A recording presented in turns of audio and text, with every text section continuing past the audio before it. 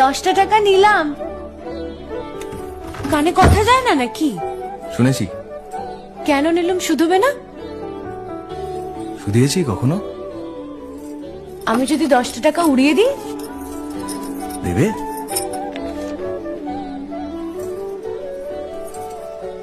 আমি তবে যাই।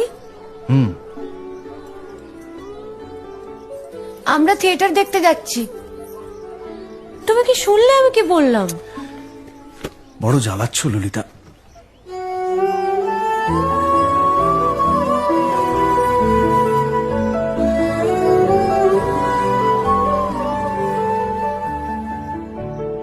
কি হয়েছে?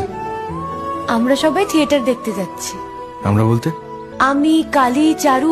চারুকে চেনো? ওই যে পাড়ার মোড়ের বাড়ির আমার বন্ধুর ব্রাহ্মবাড়ি। হ্যাঁ, ওই চারু, চারুর মা আর ওর মামা। এই মামাটিকে?